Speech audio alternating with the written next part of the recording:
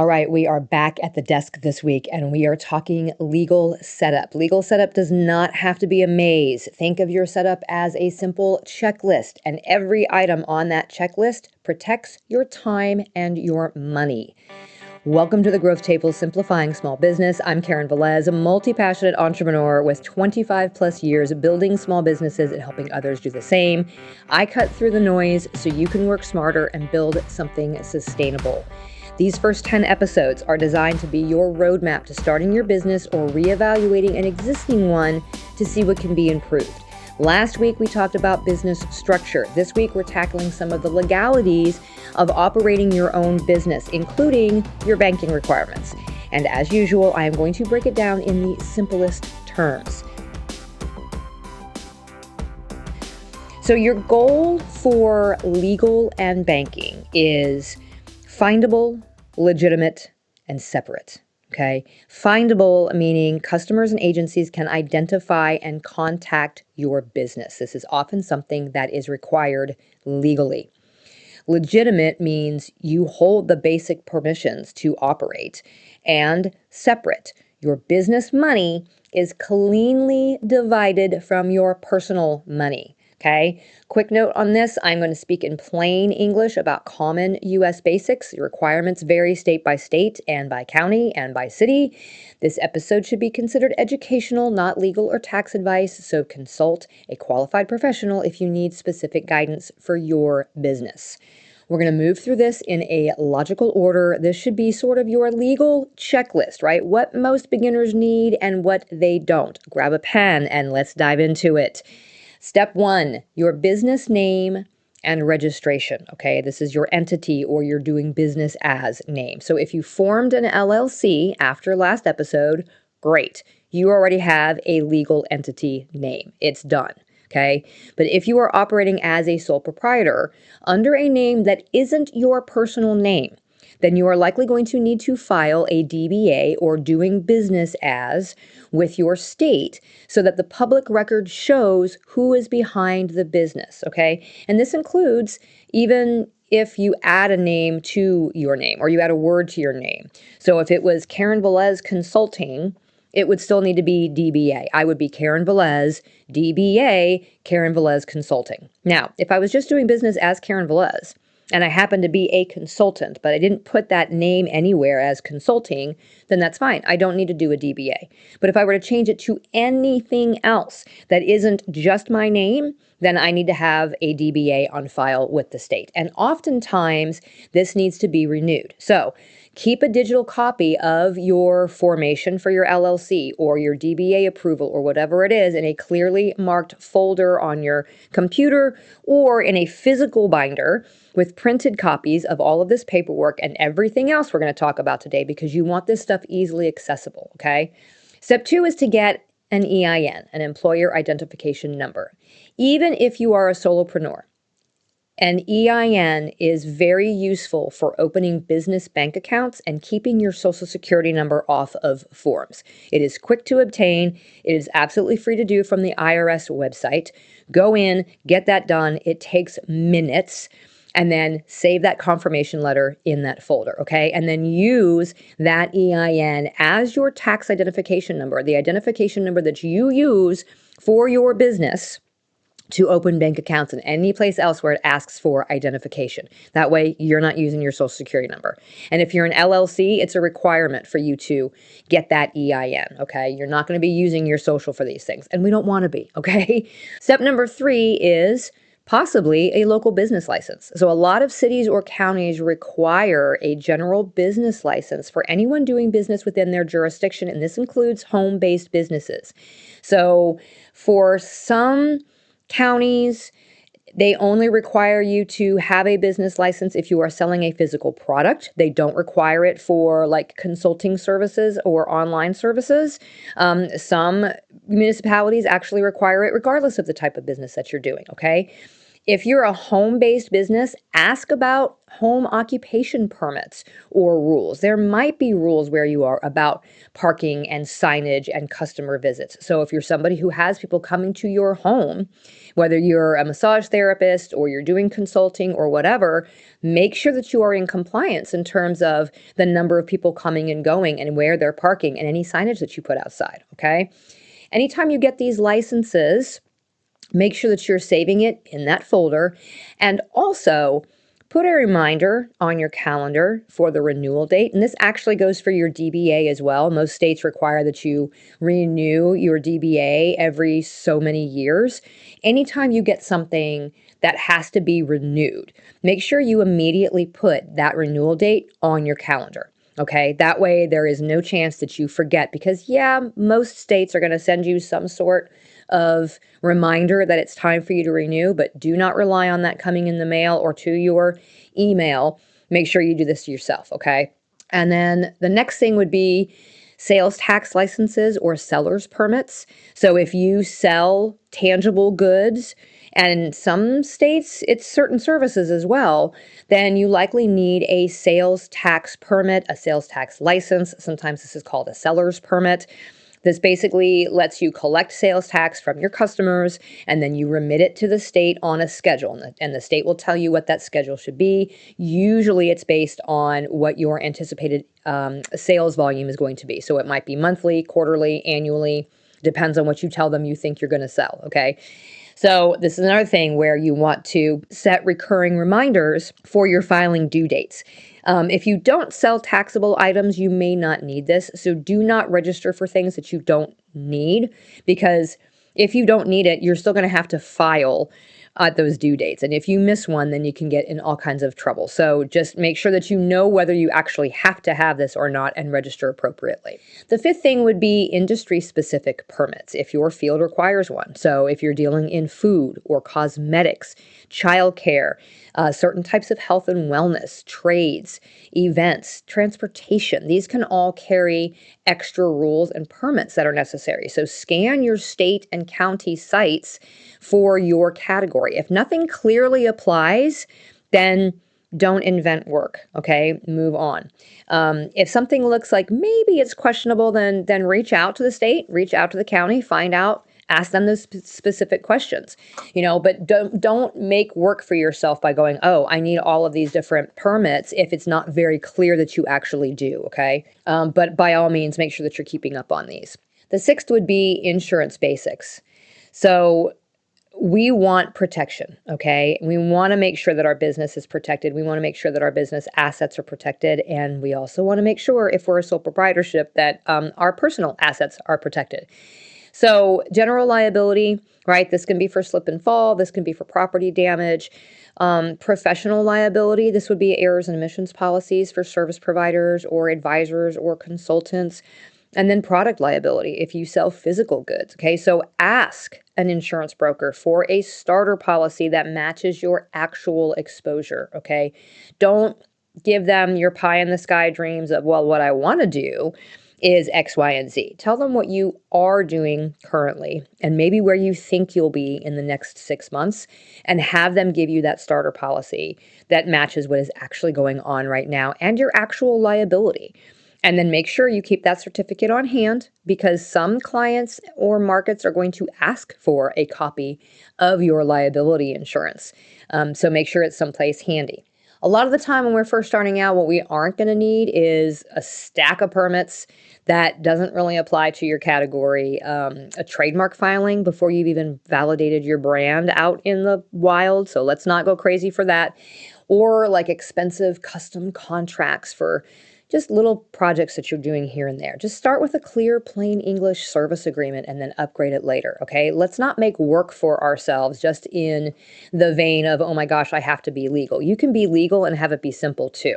If you felt a spike of anxiety just now, breathe, it's okay, all right? So the real list is this. For a lot of new businesses, it's you need your DBA or your LLC paperwork, right? You need an EIN, and any city or state license to operate, and if applicable, your sales tax, okay?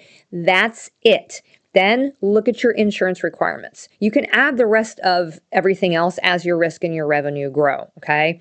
And it's helpful to surround yourself with people who have gone through all of this before you. So consider joining your local chamber of commerce or joining a peer-to-peer group like the Growth Table Small Business Collective. So you have other business owners who can help steer you in the right direction so you don't create extra work for yourself or miss an important step. So let's talk about your business banking basics, okay?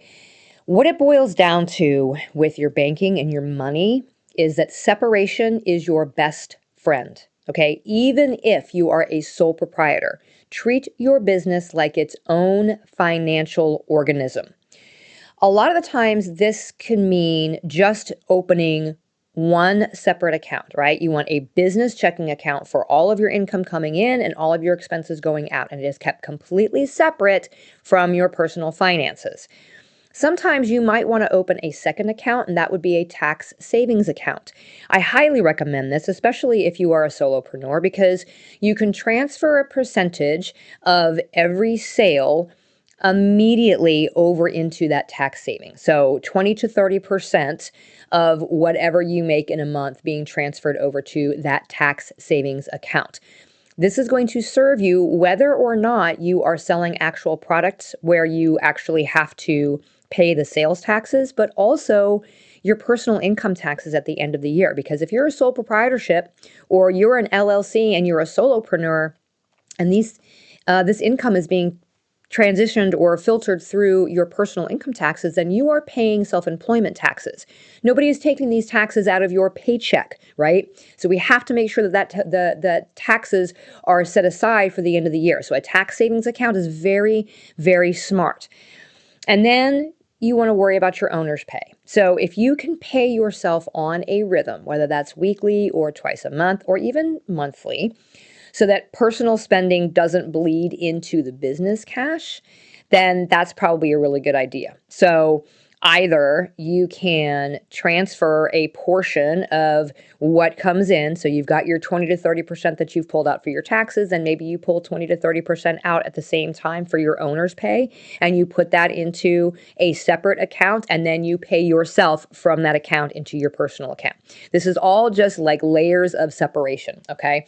So whatever you decide is the best case for you, 1, 2, or 3 accounts, make sure that you have some sort of separation. The same thing goes for cards and payment tools. Use a business debit card or a business credit card for all of your purchases. No personal cards, not even for just this once, okay? And then make sure that if you are accepting payments via credit card, whether that's invoices or point of sale or e-commerce of any kind, connect your payment processor to your business checking, okay? Are we getting the theme here? So start with that business checking account and everything goes through that. You can institute a rule for yourself, and I really wish this was something that I had done when I first started my very first businesses. And that rule would be every dollar gets parked, meaning every dollar has a job. When the money hits your checking account, you immediately allocate that. You take those 20 to 30% and you move them to your tax savings. You set aside those operating expenses, what's needed for your subscriptions or your tools or your supplies. And then you separate that owner's pay out. So you have a consistent transfer that you can count on. Now, I know that's not always going to be the case immediately when you're starting up. Yes, I know it's hard to pay yourself when there are so many other expenses that are going on, but the earlier you can get into that habit, the more this becomes a legitimate business and not just a hobby that you're paying for, okay? And then if you can also, at some point, build in a profit reserve, 1%, 2%, right? Up to 5% of what's coming in is building up that reserve because that builds a cushion. Especially when you're working for yourself, we know that there are going to be lean months. And so if you have that reserve and you have already been transferring money into an owner's pay sort of account, then it makes the lean times a little bit easier to manage. That way, every single dollar has a purpose when it comes in. Another thing to talk about is receipts and record keeping. If you're doing things digitally, The easiest way to do this is to save your digital receipts by month inside a very simple folder structure on your computer, okay? So whatever your business, your main business folder is, within there, create a compliance folder. So this is where your EIN is, all your licenses, your insurance information, all of that, okay? The next one would be taxes. And for me, when I do it, I do taxes and then I break it down by the year. So this is where your prior returns are going to be, your sales tax filings are going to be, all that stuff, okay? Your bank statements, right? Slash bank should be another folder in there. And again, broken down by the year. And then one for your receipts. This should be broken down by year, and then it should also be broken down by month. I used to do bookkeeping for multiple businesses, and the worst thing that you can do at the end of the year is have essentially the digital equivalent of a shoebox full of receipts. And I have had the shoebox full of receipts, or the file that was just everything shoved into it, and having to try to figure that out for tax purposes. Okay, so make it easy on yourself from the beginning and stay organized. Your receipts and your record keeping, just keep it very straightforward. And if you have paper receipts and you don't necessarily want those in a physical folder that's separate, then just snap a picture of those paper receipts right away and drop them into the current month's folder. Okay. Turn on paperless statements and monthly statement emails from your business credit cards and your business checking. And then make sure that all of this is backed up. Okay. Because if we're going to rely on, digital receipts and everything else, then we want to make sure that there's not a chance that we lose that. So make sure that you have a backup going on. Or your backup might be that you print all this stuff out and you put it in a file folder and you put it in your desk. That's not preferably because, the environment's not going to like you for that. But whatever you need to do to make sure that you are keeping these records and you're keeping them accurately, okay?